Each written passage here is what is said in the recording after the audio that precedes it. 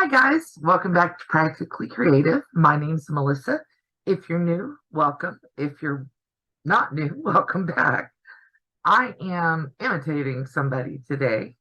Imitation is the sincerest form of flattery, right?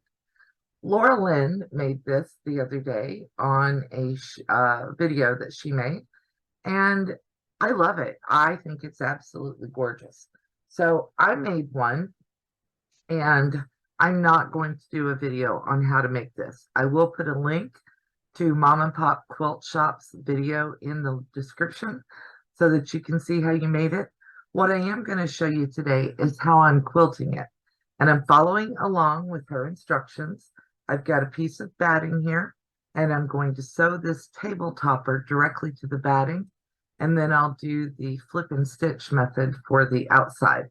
So let me take you over to the sewing machine and show you how we're going to do this. Let me show you a couple of things different. I put an extra piece of batting in the center here because all I could see when I was thinking about this was that I wanted the center to be really puffy. And I'm just going to do some quick straight line quilting. And I'm just going to do some quick straight line quilting here. And I'm not stitching in the ditch, I'm stitching next to the ditch. Stitching in the ditch is way harder than stitching next to it. So if you're a beginner quilter, this is the way to go. And I'm giving myself an eighth to a quarter of an inch around that centerpiece. And I'm starting in the center.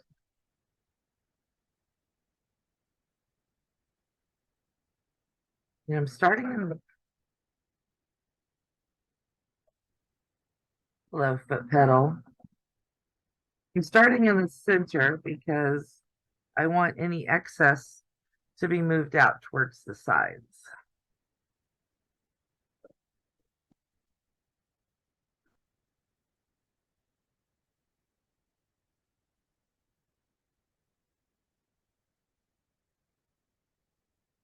So now that I've done that one, I'm going to lift up and move. And I'm going to go around the squares.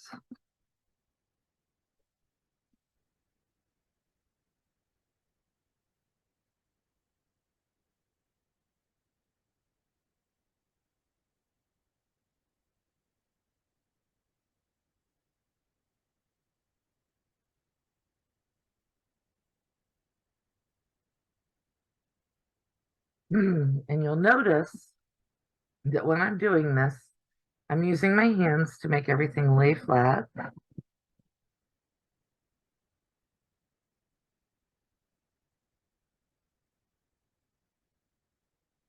And I am leaning in a little bit, but not very far. Flatten it out, drop my presser foot.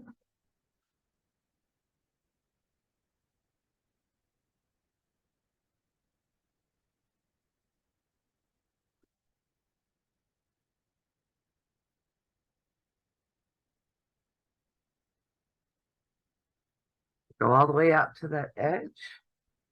And then I'm going to come over here and start right there where that seam comes back in.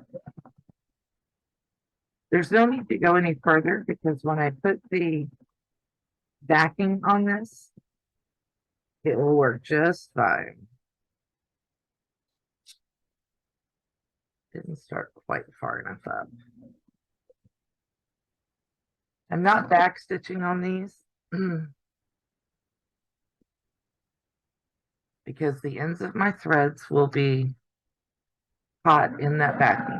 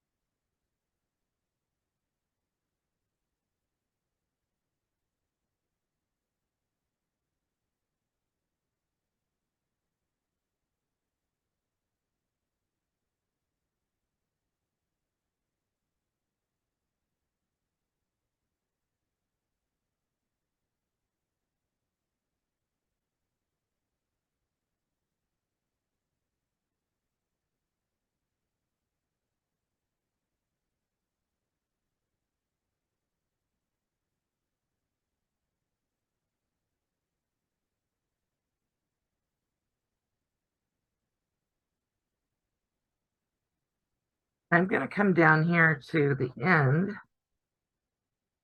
and I'm going to sew it down, but I'm going to do it about a ½ inch away from that edge,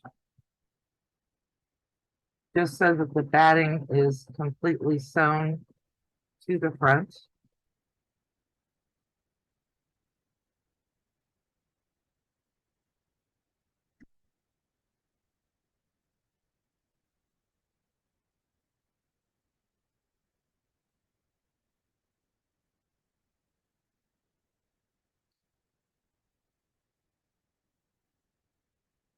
And then I'm going to start at the middle and work my way out to the other end.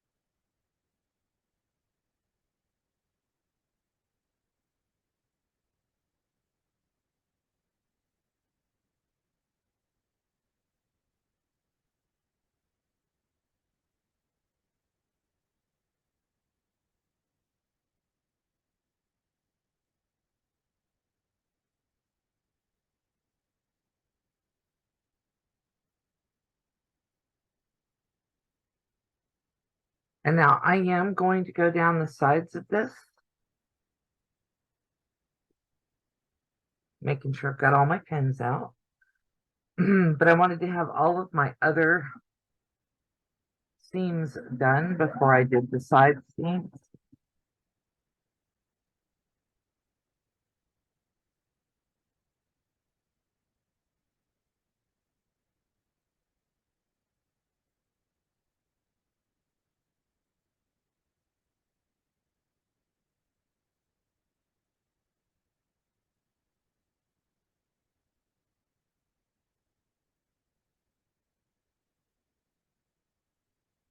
Keep finding pins, gotta take them out.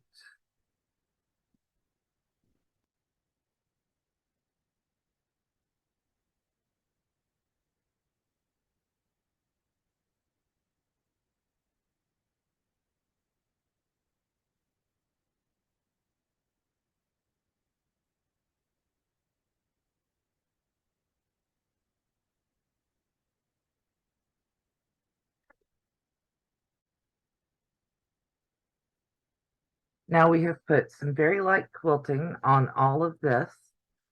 What I'm going to do is I'm going to put a piece of fabric over the back and I'm going, or over the top, and I'm going to sew this to that.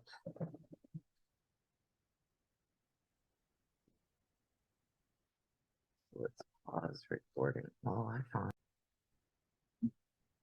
Okay, and then what I'm going to do is I'm going to put my backing fabric on here, and I know that it's bigger than I need, but that's okay. And then I'm going to pin this down just enough so that I can do a hem around everything. And I'm going to leave myself an opening on one side so that I can turn this out.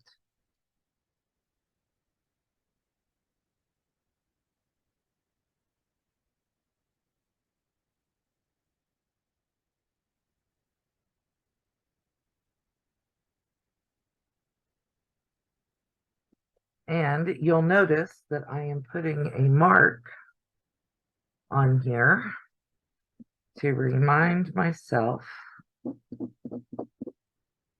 not to sew between these two spots. So we're going to start at the first mark, which is right there.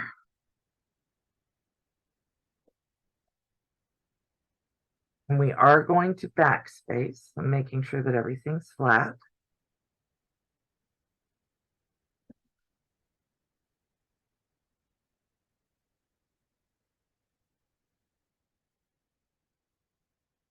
I thought I was going to start sewing.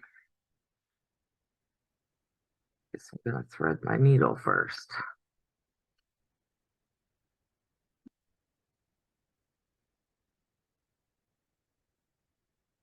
Okay, start at the first mark.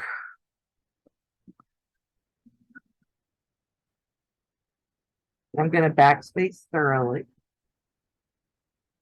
And I'm doing about 1/4 of an inch.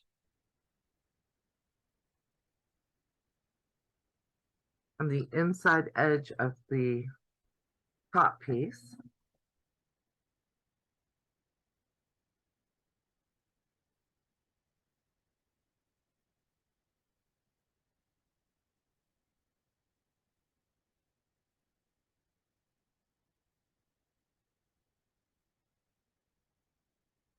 And I'm doing the corners this way deliberately so that I can turn that out.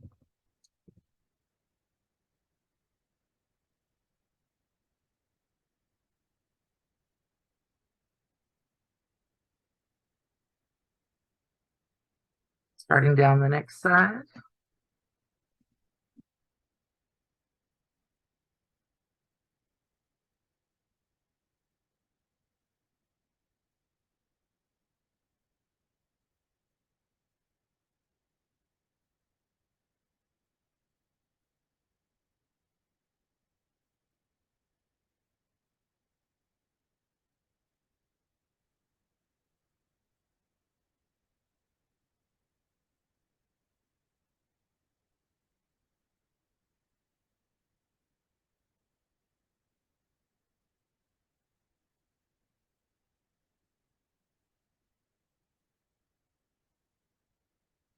In case I happen to clip a stitch when I turn things out, I don't end up clipping an entire seam.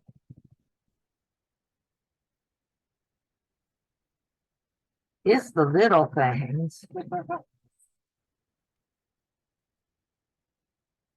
And we are back around to the other side.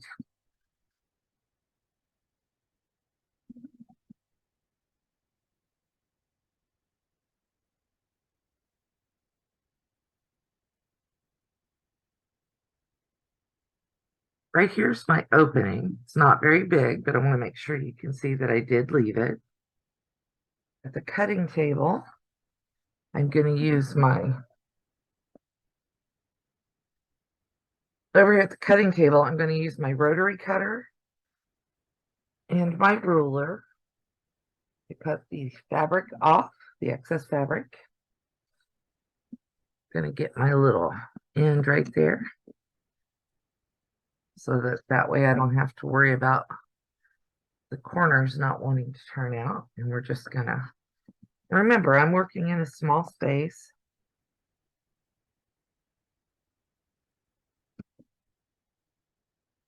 So if you're working in a small space, maybe some of what I'm doing will help you. There's my corner.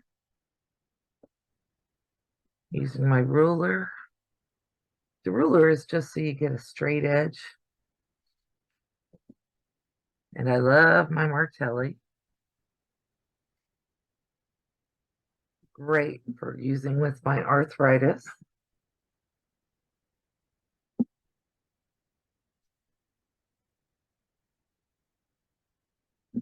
Do my little corner.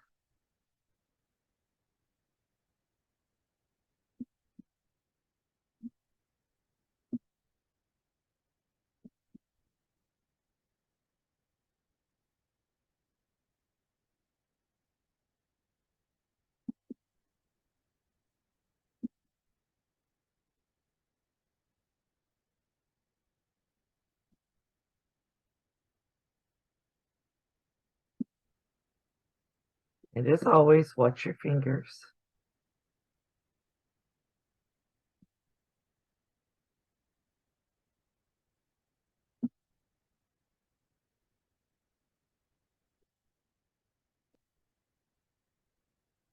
We're back over here by my opening.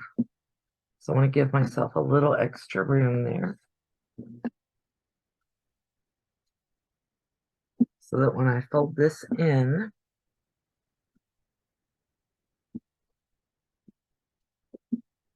I make sure that I cover that whole flap. And this is not trash.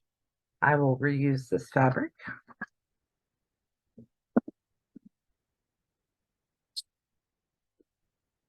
Let's turn this out. Here's our opening. I made it big enough for my hand. I'm going to reach in there, push that corner in. Going to push that corner in, kind of pinching it on the inside and pulling it on the outside. And I'm going to start pulling that out.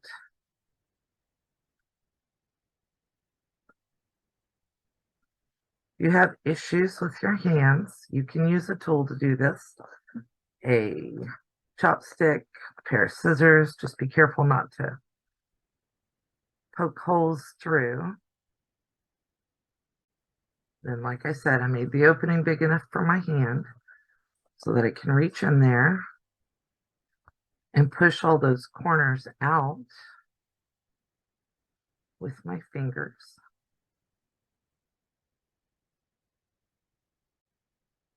So now that it's all turned out, you're going to use your hands to flatten it.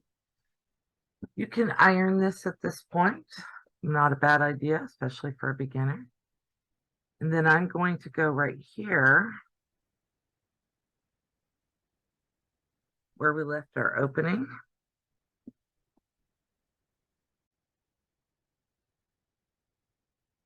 Okay, so I have folded in my little edge right here where I had left my opening. I'm going to make the back match that little edge so that everything stays folded under good. Well, whatever the proper word is there. Gonna back stitch. And I called it right for once. Usually I call it backspace.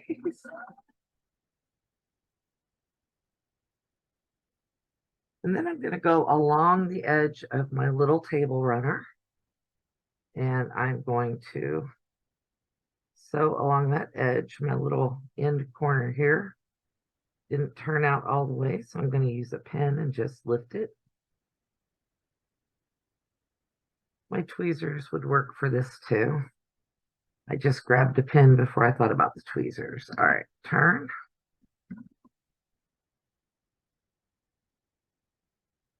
I'm using a Juki, which is a fairly heavy duty machine. If you're using a domestic machine, you may want to go a little bit slower or make sure you have a jeans needle or a heavier duty needle in to do this.